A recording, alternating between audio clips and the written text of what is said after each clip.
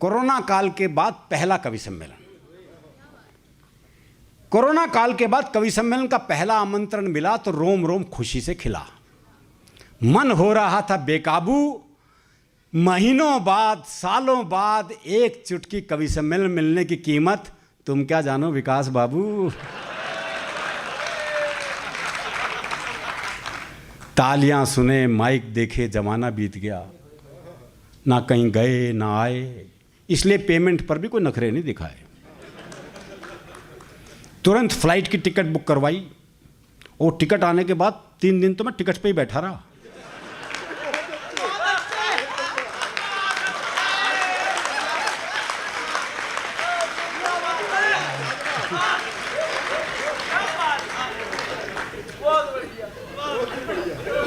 कई दिन तक तो नींद ही नहीं आई।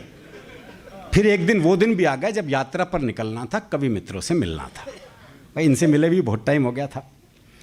तो एक कोने में महीनों से उपेक्षित पड़े सूटकेस को जैसे ही उठाया तो वो तो मुझसे भी ज्यादा प्रसन्न नजर आया। भूल गया सारी शर्मो हया, उंगली के एक छुअन से ही खुल गया। अब कपड़े रखने की थी भारी तो खोल ली अलमारी। कपड़ों की स्थिति आप जानते हो क्या थी, निक्कर और बनियान में टाइम कट रहा था। कपड़े बेचारे लटके लटके लटक गए थे।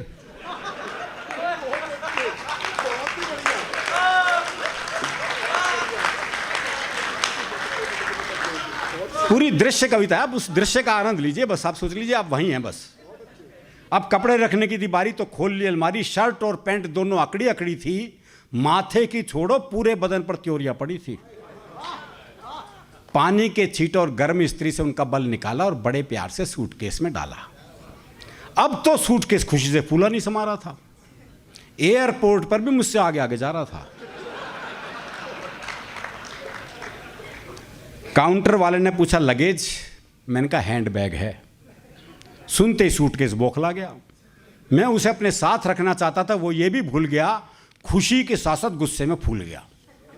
फूला हुआ सूटकेस देखकर काउंटर वाला बोला, प्लेन छोटा है, ये सामान लगेज में ही जाएगा, गंतव्य पर आपको मिल जाएगा। अब सूटकेस मेरी तरफ देख के सोच रहा था अब आएगा मजा।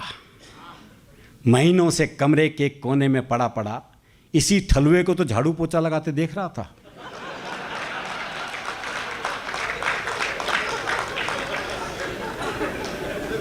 अब अपने दिन भी खिलेंगे, अंदर पुराने यार सूटकेस मिलेंगे, उनसे बतियाऊंगा, हसीन अटैचियों से नैन लड़ाऊंगा।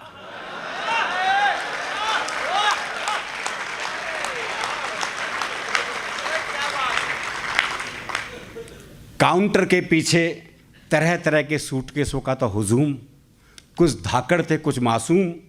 कई सूटकेसों की आंखों से तो आंसू बरस रहे थे। कोरोना ने उनके मालिकों को लील लिया था, अब वो उन हाथों के स्पर्श को तरस रहे थे। खैर उनको अपने हाल पर छोड़ मैं विमान की तरफ बढ़ा। अब अगला दृश्य है। अब उनको अपने हाल पर छोड़ मैं विमान की तरफ बढ़ा और ये सोच के चढ़ा कि गेट पर ही हाथ जोड़े, मुस्कुराहट बिखेरे एयर होस्टेस के सुंदर से चेहरे के दर्शन होंगे। पर विमान में घुसते ही निराशा हाथ लगी। पीपीई किट पहने,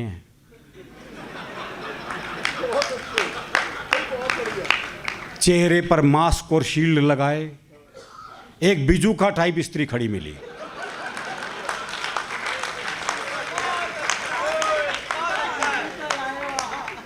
उसका ये रूप हमने 2 घंटे सहा। बिना मतलब घंटी बजाना तो दूर, प्यास लगने पर भी उसे पानी लाने को नहीं कहा। अब अगला दृश्य गंतव्य पर पहुंचने का। लगेज बेल्ट पर मेरा सूटकेस बिल्कुल नहीं शर्मा रहा था। एक कमसिन सी अटैची का हाथ पकड़े सबसे अंत में ठुमकता हुआ चला आ रहा था। पास खड़े चिराग जैन ने कहा, इनको देखकर मन कर रहा है मैं भी सपनों में खो जाऊं, ऐसी अटैची का साथ मिले तो मैं भी सूटकेस हो जाऊं।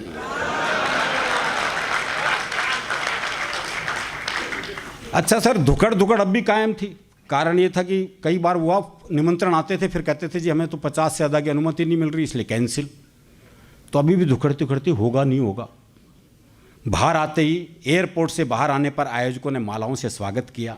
तभी एक ने पूछ लिया, महीनों बाद कवि सम्मेलन करना कैसा लग रहा है? मैंने कहा, इस पर आह करूं या वाह, अभी तो वैसा ही लग रहा है जैसे किसी नेत्रहीन का विवाह। एक नेत्रहीन की सगाई हो गई, जयमाला हो गए, फेरे हो गए, तो पंडित ने दी बधाई, तो नेत्रहीन बोला, काहे की बधाई, पता नहीं तुम सब लोग क्या ड्रामा रच रहे हो, विवाह संपन्न हुआ कैसे मानूंगा, जब तक दुल्हन बाहों में ना आ जाए विवाह संपन्न हुआ मैं ना मानूंगा।